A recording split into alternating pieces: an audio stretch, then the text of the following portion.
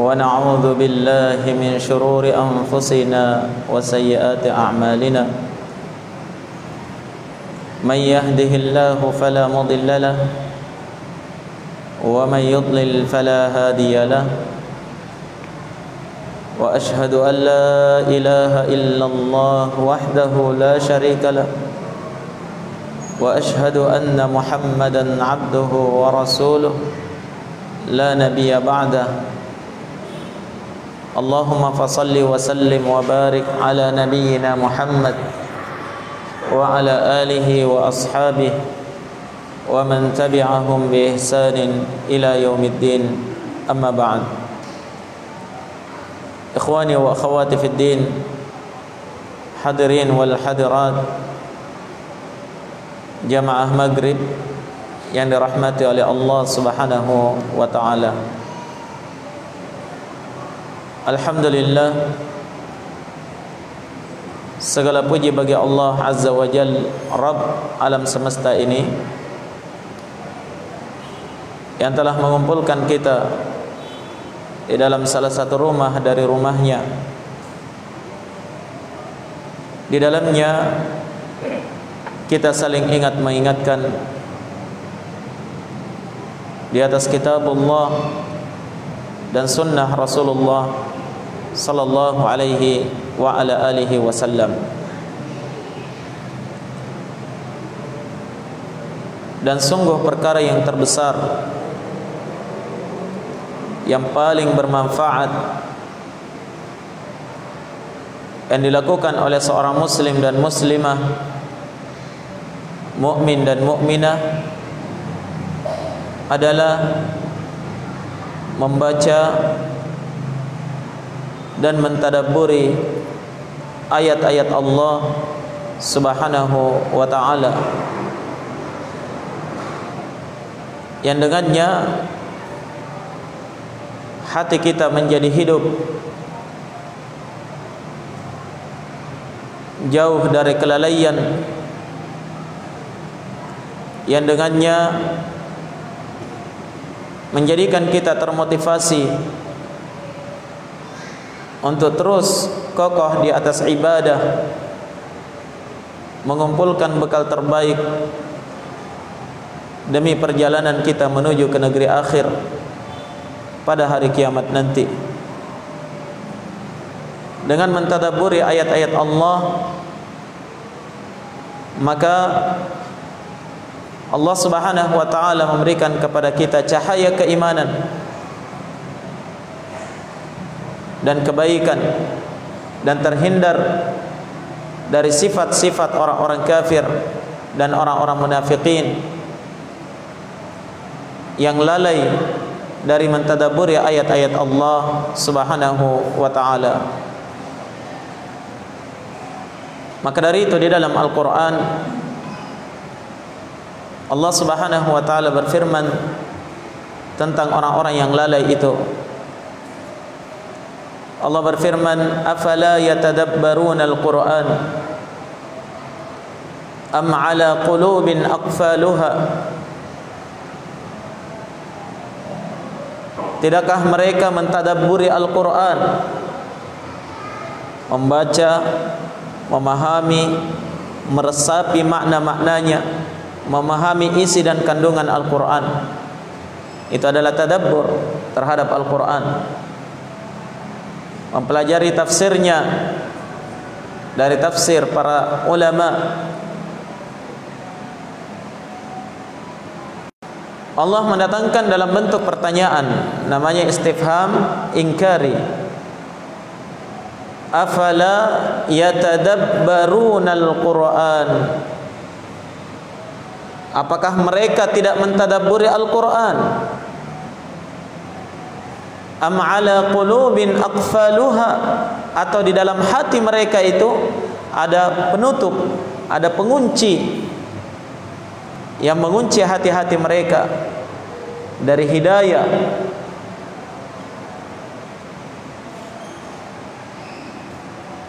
Dalam ayat ini Allah Subhanahu wa taala menerangkan bahwasanya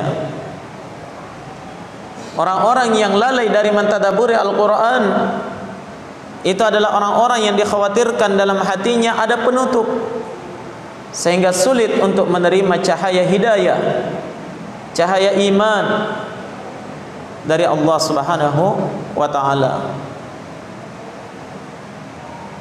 Betapa butuhnya hati kita untuk mentadabburi ayat-ayat Allah Subhanahu wa taala, sehingga kita dimudahkan untuk istiqamah di atas jalan Allah Subhanahu wa taala hingga akhir hayat nanti insyaallah taala. Al-ikhwa wal akhawat yang dirahmati oleh Allah Subhanahu wa taala, satu surah yang sangat agung di dalam Al-Qur'an yang insyaallah taala kita mencoba untuk mentadabburinya di malam hari ini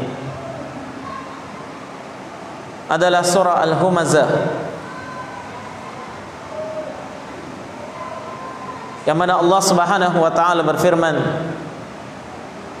A'udzu billahi minasyaitonir rajim. Bismillahirrahmanirrahim. Wailul likulli humazatil lumazah.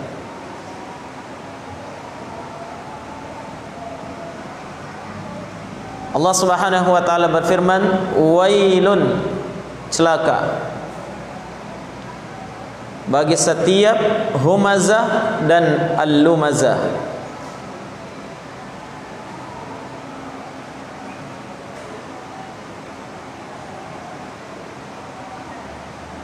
Kata para ulama ahli tafsir, kalimat wail itu ada dua penafsiran di kalangan ulama kita. Ada yang menyebutkan wail itu maknanya adalah kalimat peringatan yang menunjukkan kecelakaan bagi siapa yang terjatuh dalam hal tersebut.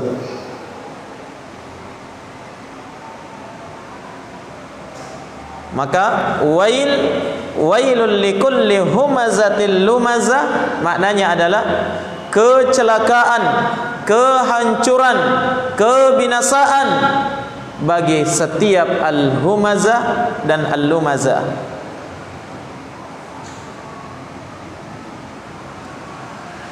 Sebagian ulama mengatakan bahwa wail itu adalah nama salah satu lembah di dalam neraka.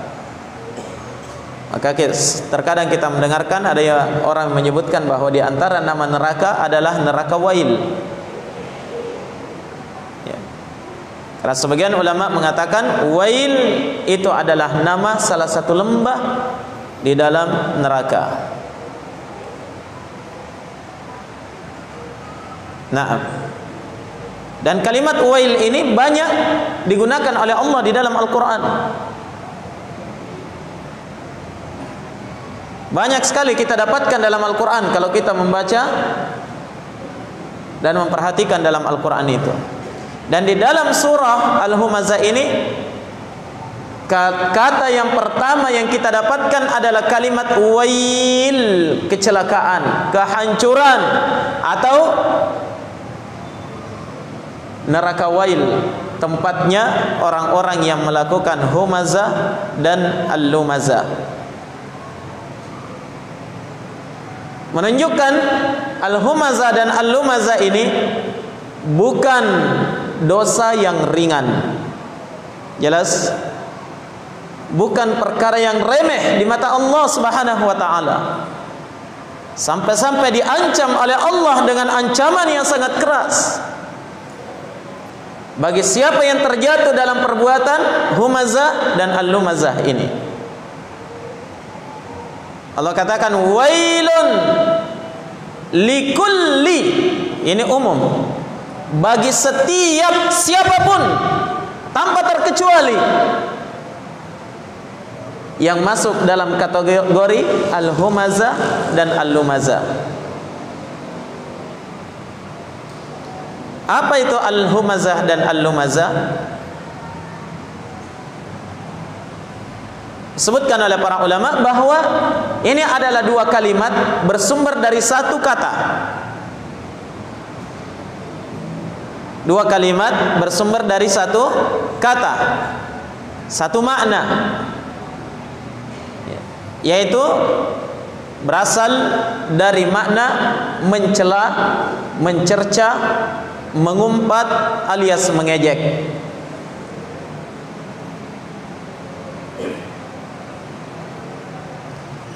Ternyata jamaah sekalian, perkara yang terkadang dianggap remeh oleh sebagian orang, ya, besar sekali akibatnya di mata Allah, sampai-sampai diancam khusus dalam ayat ini, wailun, celaka, hancur, binasa, atau dikatakan neraka wail, lembah dalam neraka jahanam, tempatnya orang-orang yang mencela, mencerca, mengumpat, mengejek orang lain. Bukan perkara biasa. Dua kata bersumber dari satu makna, ya. Dan disebutkan oleh sebagian ulama, walaupun dia bersumber dari satu makna, tapi antara al-humazah dengan al-lumazah itu ada sedikit perbedaan. Apa perbedaannya? Walaupun berasal dari makna apa? Mengejek, sama-sama mengejek. Tapi al-humazah maknanya adalah mengejek menggunakan perbuatan. Bagaimana itu mengejek dengan perbuatan? Dia tidak mengejek dengan lisannya, dia tidak mencela dengan lisannya, tapi mencela dengan perbuatannya. Apakah dengan kedipan mata dimaksudkan mencela? Faham? Atau cukup dengan menjulurkan lidah? Atau mungkin hanya dengan apa? Menggerakkan keningnya? Atau dengan wajah yang masam? Atau dalam bentuk apa saja? Disebutkan oleh Syekh Ibnu Utsaimin dalam tafsir Juz Amma, kata beliau, walaupun dia hanya berisyarat, menunjuk saja, tapi dimaksudkan mengejek, mencela, menghina, maka itu masuk dalam ancaman ayat ini, wailun, celaka. Sementara al-lumazah maknanya adalah mengejek menggunakan ucapan, kalimat-kalimat yang menghinakan. Jelas ya? Oleh karena itu jamaah sekalian, lengkap penjelasannya dalam ayat ini. Celaka bagi setiap orang yang mengejek, mengumpat, baik dengan perbuatan atau dengan ucapan. Semuanya diharamkan di dalam agama.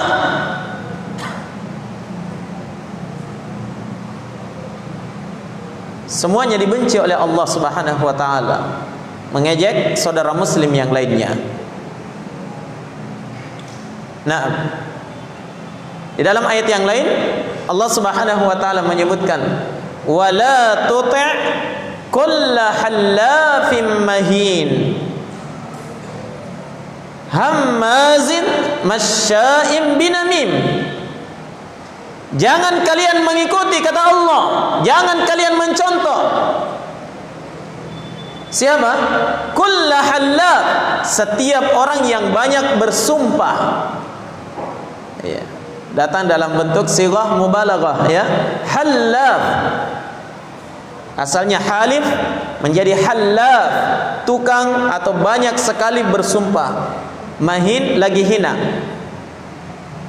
Sifat berikutnya yang tidak boleh kita contoh adalah hammaz, yang suka mengejek dengan hamz. Apa tadi itu hamz? Mengejek dengan perbuatan. Masya'im binamim, selalu berjalan di permukaan bumi melakukan adu domba. Jangan ikuti mereka. Ya. Dan Allah Subhanahu wa taala juga menyebutkan tercelanya perbuatan orang-orang munafikin di zaman Nabi, yang mengejek orang yang beriman yang bersedekah.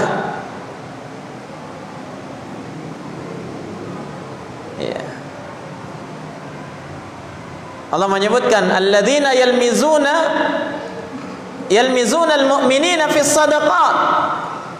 Mereka orang-orang munafikin itu adalah orang-orang yang senang melakukan al-lamz, ejekan dengan cara lamzun. Apa itu tadi al-lamz? Mengejek dengan ucapan. Fis sadaqat, dalam sedekah-sedekah yang dipersembahkan oleh orang-orang yang beriman, diejek sama orang munafik. Ketika orang beriman datang membawa sedekah yang sedikit, ya, dari orang-orang yang kurang hartanya, hanya kadang membawa 1 sok gandum, ya, atau beberapa kurma dia infakkan. Orang munafik mencibir, katanya, untuk apa sedekah yang seperti ini? Tak malu dia bersedekah cuma pakai beberapa biji kurma saja, begitu ya, beberapa sok gandum saja. Tapi giliran datang orang-orang kaya dari para sahabat Nabi, Abdurrahman bin Auf, Utsman bin Affan, dan sejumlah sahabat yang mampu yang lainnya, membawa harta yang banyak, bahkan separuh harta mereka. Orang munafikin berhenti mengejek? Ternyata tidak. Mereka komentar lagi, murai ai jinikana, ria, mau dilihat saja. Coba lihat, sedikit diinfakkan, diejek. Banyak diinfakkan juga, diejek. Tidak tahu apa maunya ini orang-orang munafik.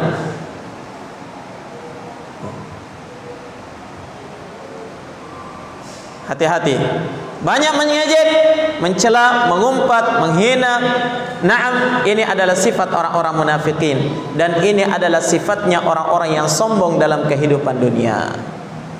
Karena tidaklah dia mengejek orang lain kecuali dia merasa lebih dari orang itu. Dia merasa lebih baik, atau lebih banyak miliknya, atau yang jelas dia merasa di atas. Dan ini adalah hakikat kesombongan.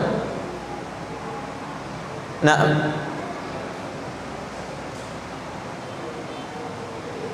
kata Nabi sallallahu alaihi wasallam, al-kibru batarul haqqi wa ghamtun nas. Kesombongan itu adalah menolak kebenaran dan apa? Memandang remeh orang lain. Nah, orang yang mengejek orang lain itu adalah orang-orang yang memandang remeh saudara muslimnya. Padahal sebenarnya jamaah, kalau dia mau menyadari dirinya, apa yang perlu kita sombongkan dari orang lain? Kita ini bukan siapa-siapa di permukaan bumi. Nah, ikhwani fiddin, rahimani wa rahimakumullah. Lanjut pada ayat berikutnya. Kata Allah Subhanahu wa taala, allazi wa 'addada, jama'a malan wa 'addada. Mereka juga yang mendapatkan ancaman dengan wail ini tadi di awal surah, ya. Mereka adalah orang-orang yang jama'a malan, gemar untuk mengumpulkan harta, wa 'addada, dan menghitung-hitungnya. Perhatikan di sini, Allah tidak mencela orang-orang yang mencari harta, bekerja, mengumpulkan harta. Allah tidak mencela. Tapi yang dicela adalah jama'a malan wa 'addada. Ini harus dipahami di sini.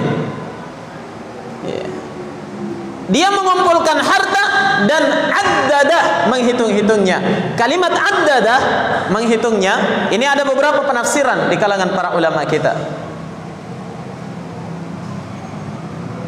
Di antara penafsiran para ulama, makna daripada 'addada, menghitung-hitung, bukan sekedar menghitung uangnya saja, bukan sekedar menghitung berapa omset hari ini, ya, berapa labanya, berapa ruginya. Tidak. Tapi 'addada, menghitung-hitung, maksudnya di sini bakhil dengan hartanya. Selalu dihitung, jangan sampai kurang. Kalau orang yang suka menghitung-hitung hartanya, ya, itu berat untuk berinfak. Kenapa? Kalau 100.000 diinfakkan 1.000 kurang miseng. Ini namanya apa? Menghitung-hitung. Ya. Kalau dalam bahasa kita kadang orang mengatakan terlalu perhitungan.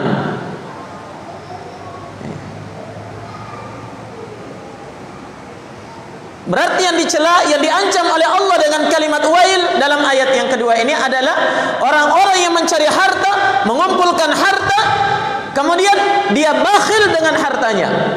Dia simpan.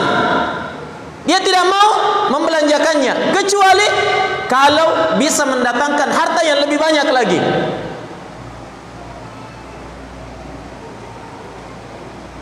Mereka inilah budak-budak dunia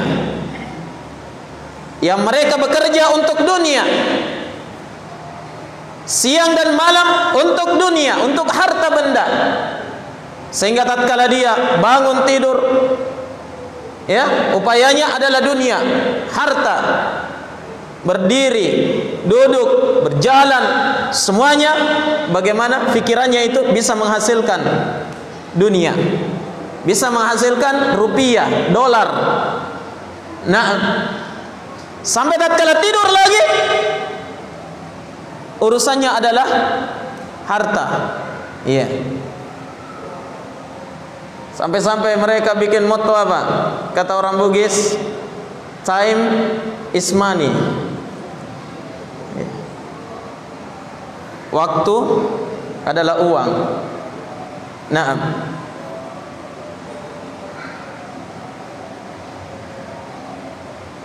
tidak mau sia-sia waktunya, sampai walaupun beribadah kepada Allah dianggap itu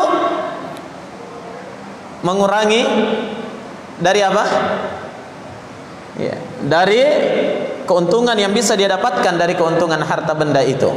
Dia hitung semuanya, dalam sehari omset sekian, ya, keuntungan sekian, tidak boleh ada yang keluar sedikit pun. Sampai-sampai disebutkan oleh Syekh Ibnu Utsaimin, lantaran cintanya dia terhadap harta, iya, lantaran cintanya dia terhadap harta, dia senang berbolak-balik untuk menghitung uangnya di laci.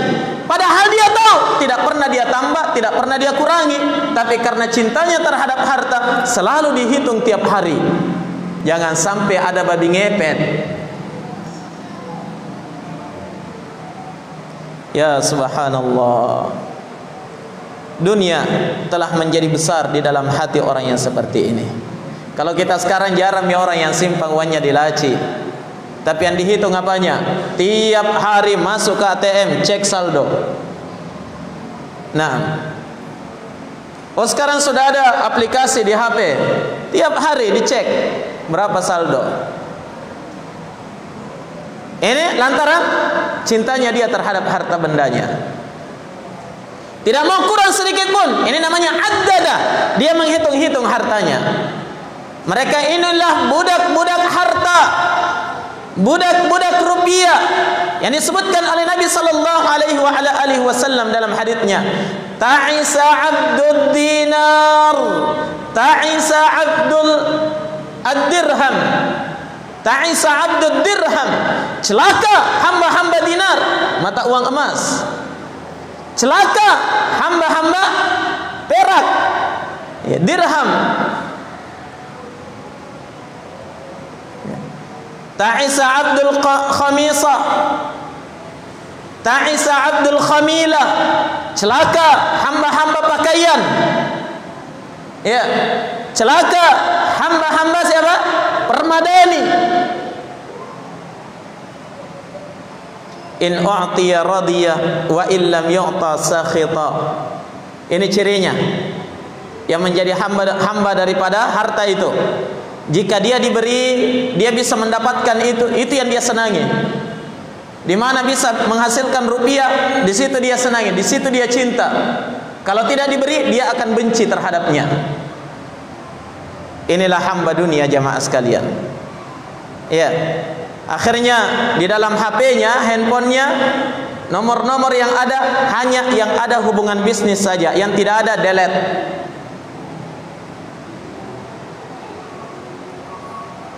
Tidak ada hubungan bisnis. Apalagi ini cuma admin dakwah, setiap kali posting cuma ta'awun misalnya.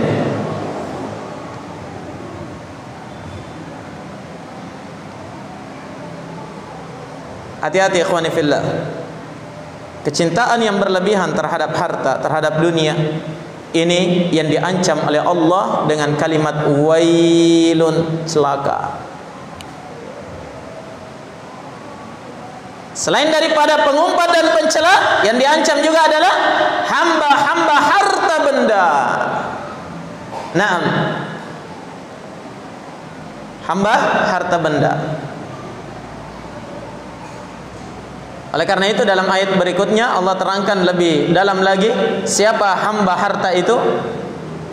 Yahsabu anna malahu akhladah.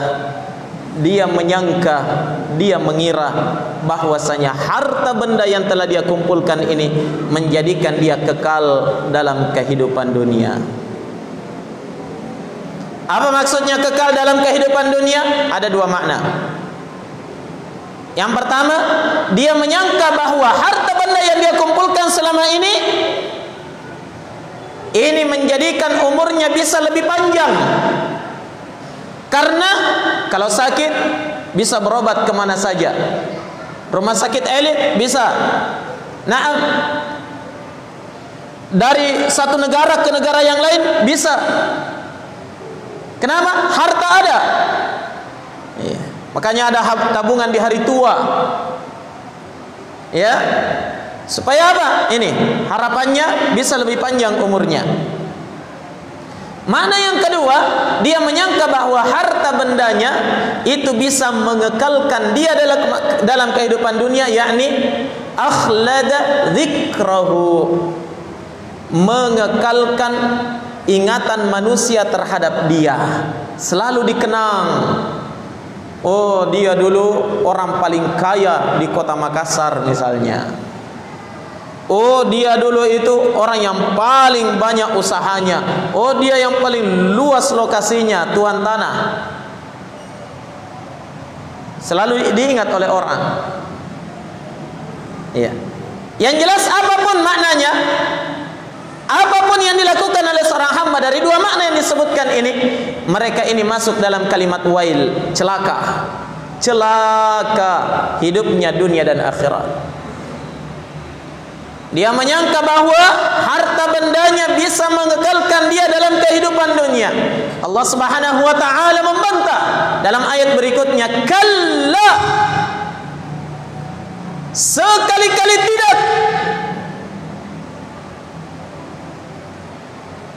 Kalla ini adalah kalimat rada', kata bentuknya hardikan. Sekali-kali tidak, artinya apa? Tidak seperti yang kalian sangka. Tidak sama dengan apa yang kalian sangka, yang ada dalam pikiran, dalam persepsi kalian. Tidak. Harta benda tidak akan mengekalkan dalam kehidupan dunia. Harta tidak akan menjadikan kalian dikenal untuk selamanya. Tidak.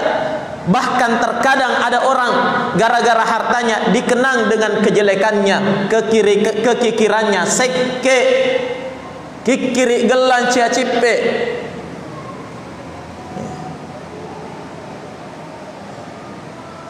Cuma dikenang dengan itunya saja.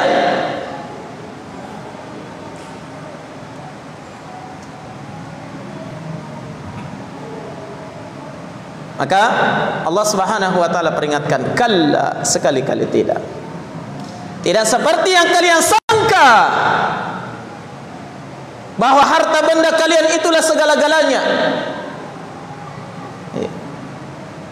Memang apa yang nampak, harta bisa bicara apapun, ya, bisa berbuat apapun dengan harta tersebut. Ya. Tapi tidak seperti apa yang kalian sangka.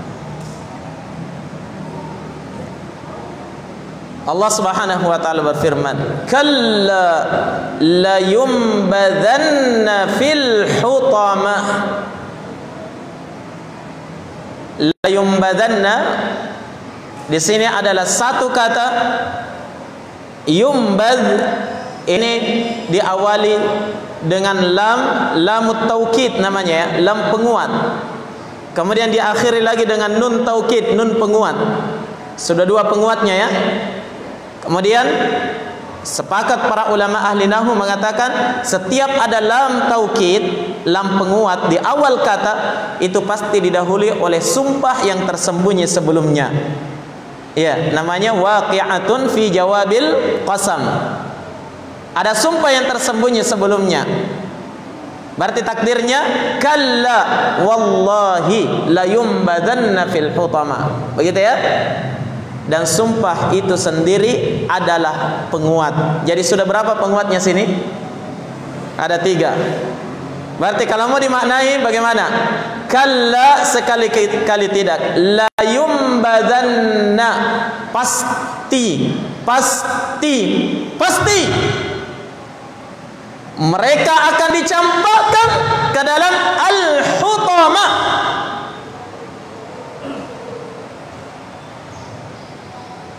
Siapa yang akan dicampakkan dalam al-hutama ini? Semua apa yang telah disebutkan dari awal surah. Wailul likulli humazah al-lumazah. Mencela dengan perbuatan, mencela dengan ucapan. Siapa lagi? Hamba-hamba harta. Hamba-hamba dunia yang menyangka bahwa harta bendanya bisa mengekalkan dia dalam kehidupan dunia. Ini yang diancam sekali-kali tidak. Pasti mereka akan dimasukkan ke dalam al-hutama. Ini ancaman yang sangat keras dari Allah. Cuma sayangnya karena sudah dihafal di luar kepala, akhirnya terkadang kita membaca begitu saja. Karena kebetulan juga surahnya pendek. Naam, dibaca begitu saja. Terkadang kita membaca, kita tidak merasa bahwa ini adalah ancaman dari Allah Subhanahu wa taala. Artinya apa?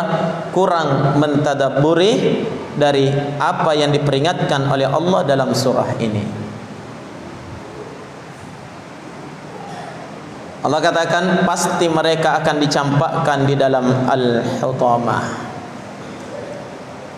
Ini adalah janji Allah, kepastian dari Allah Subhanahu wa taala, yang mana Allah Subhanahu wa taala tidak pernah ingkar dengan janjinya.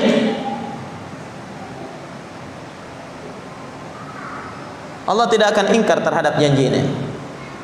Nah, oleh karena itu kalau Allah mengatakan pasti orang-orang yang bersifat dengan sifat ini akan dicampakkan ke dalam al-hutama, itu pasti akan terjadi. Jangan ragu sedikit pun dengan janji Allah Subhanahu wa taala. Jangan ragu sedikit pun dengan ancaman dari Allah bagi siapa yang bersifat dengan sifat tersebut. La yumbadanna fil hutama, pasti akan dicampakkan ke dalam al-hutama. Sekarang apa itu al-hutama? Allah datangkan keterangan berikutnya. Wa ma adraka mal hutama. Dan tahukah kalian apa yang dimaksud dengan al-hutama? Nah, ini didatangkan pertanyaan oleh Allah sebagai bentuk tambih, peringatan kepada kita. Ya. Bukan kita ditanya supaya kita jawab sendiri.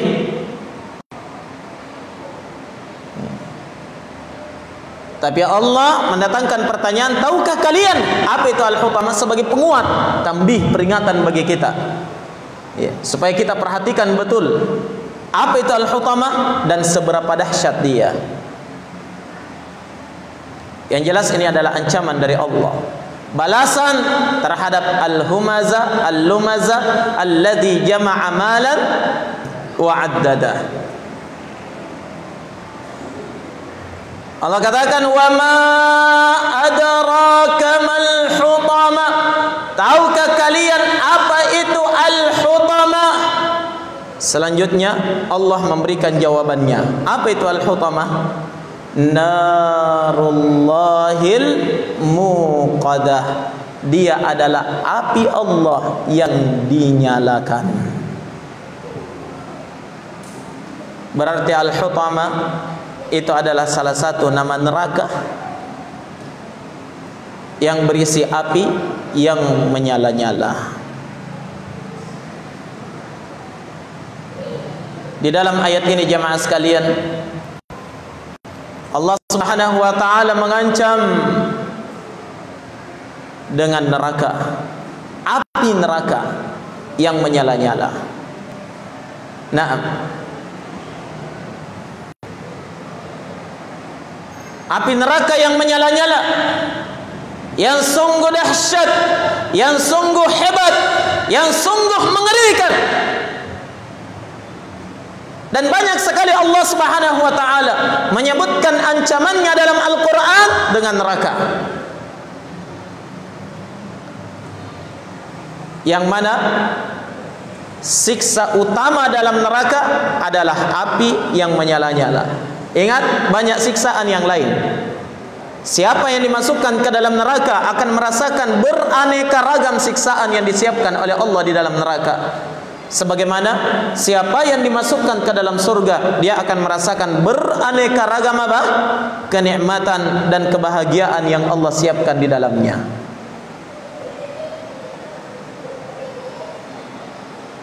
Siksa Allah dalam neraka jamaah sekalian beraneka ragam. Tapi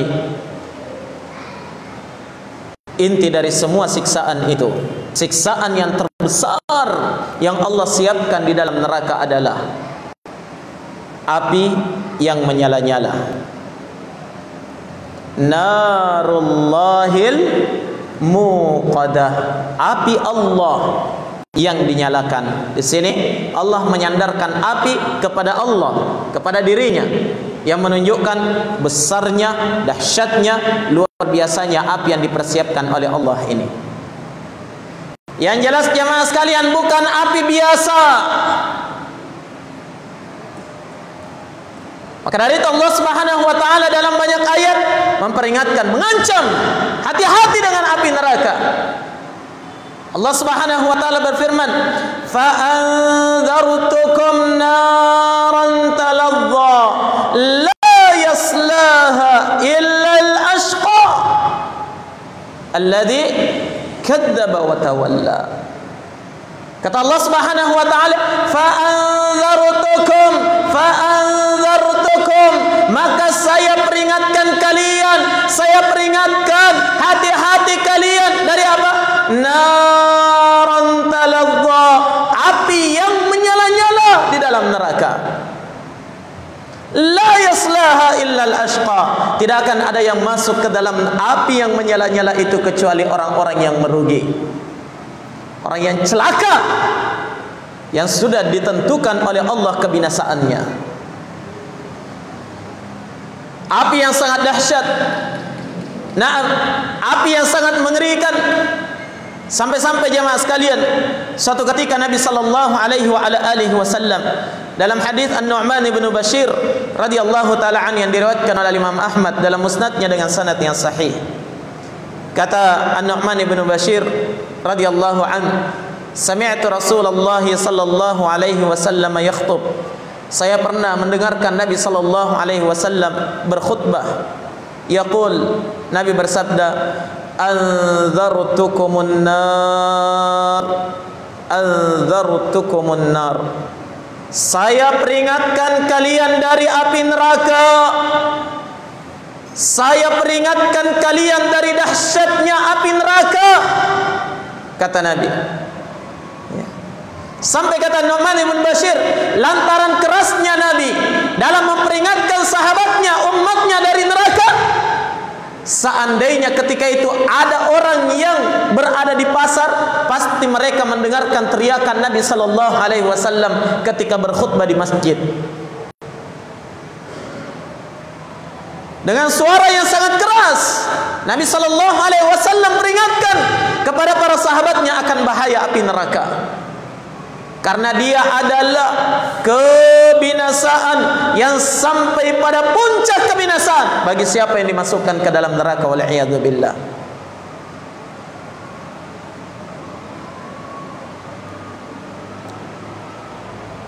Api yang sangat dahsyat.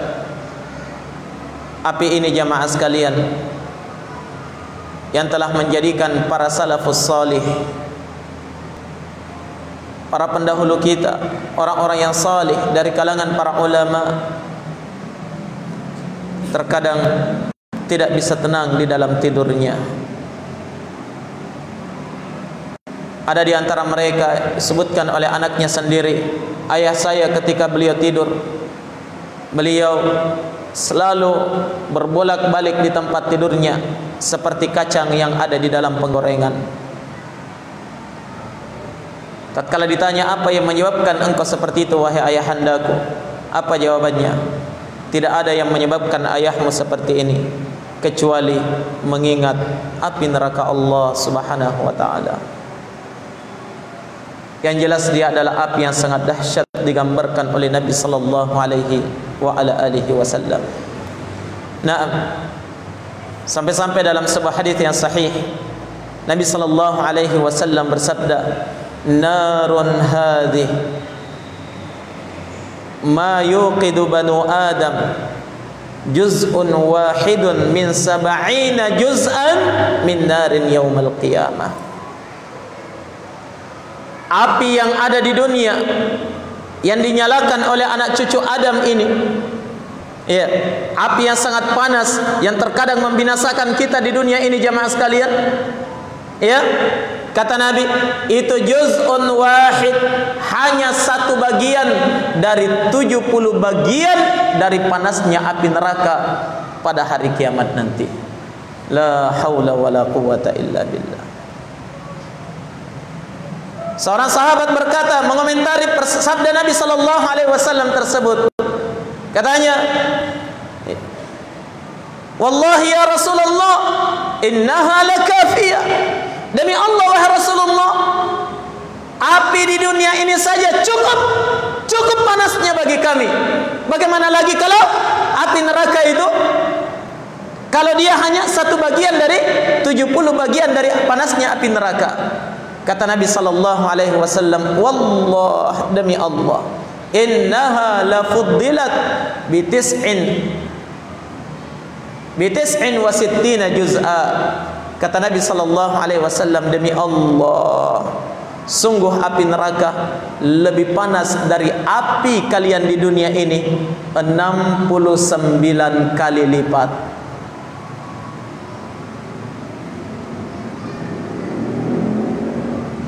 Mampukah kita membayangkan jamaah sekalian betapa mengerikan dan betapa dahsyatnya api neraka yang dipersiapkan oleh Allah di dalam neraka kelak?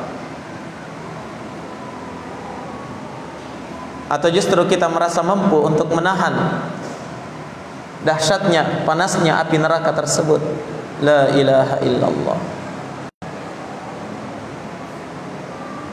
Oleh karena itu, suatu ketika Umar bin Al-Khattab radhiyallahu taala anhu menyalakan api di tengah malam. Kemudian beliau mendekatkan tangannya ke api tersebut, sangat dekat, sampai dia merasakan panasnya api yang dia nyalakan sendiri itu. Kemudian beliau menangis. Seraya Umar bin Al-Khattab radhiyallahu taala an berkata, apakah engkau mampu wahai bin Al-Khattab untuk menahan panasnya api neraka nanti pada hari kiamat? Lihat sahabat Nabi sallallahu alaihi wasallam yang telah dijamin dengan surga, memperingatkan dirinya dengan panasnya api di dunia ini. Hati-hati dengan panasnya api neraka. Tapi kenapa banyak manusia yang seolah-olah dia tidak takut dengan panasnya neraka Allah Subhanahu wa taala? Berbagai macam pelanggaran, berbagai macam maksiat, berbagai macam noda dan dusta, mereka masuk, mereka terjerumus di dalamnya, seolah-olah mereka adalah orang-orang yang kuat untuk menerima dahsyatnya api neraka itu.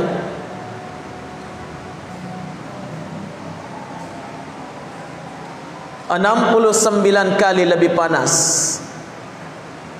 dari api kita di dunia ini.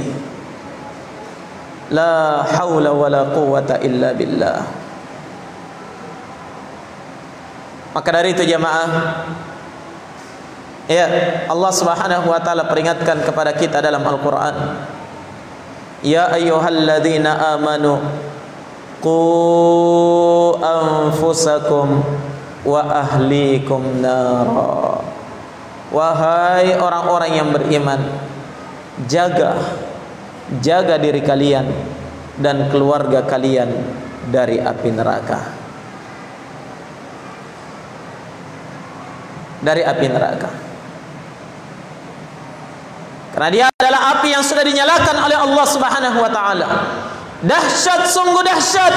Panas, sungguh panas. Neraka adalah tempat yang sangat dalam. Bahkan disebutkan oleh Allah dalam ayat yang kita baca tadi, jaga diri kalian dan keluarga kalian dari api neraka. Waquduhan nas wal hijarah uiddat lil kafirin.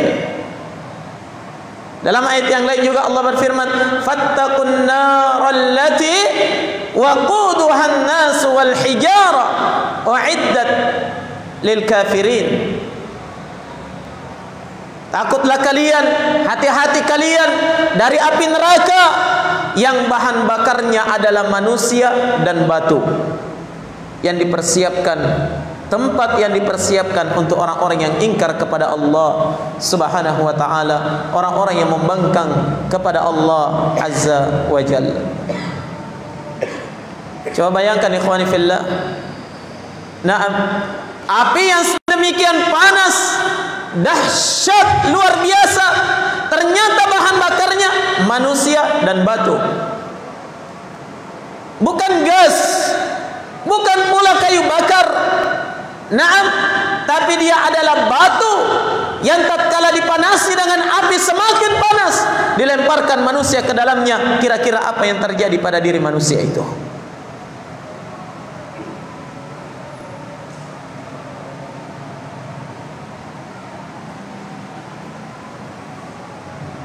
Bagi siapa yang mentadabburi surah ini, harusnya hatinya bergetar ketika menyebutkan ayat Allah, ancaman dari Allah Subhanahu wa taala akan dahsyatnya api neraka tersebut. Ikhwani fid din, rahimani wa rahimakumullah. Semoga Allah Subhanahu wa taala menyelamatkan kita seluruhnya dari siksa api neraka. Naam, menyelamatkan keluarga kita dan seluruh kaum muslimin dari bahaya kedahsyatan api neraka Allah Subhanahu wa taala. Baik. Kita jeda dulu insyaallah. Jazakumullah khairan. Subhanakallahumma wa bihamdik, asyhadu an la ilaha illa anta.